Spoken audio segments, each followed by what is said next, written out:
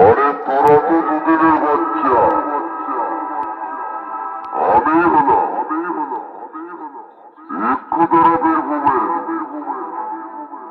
Raj sound.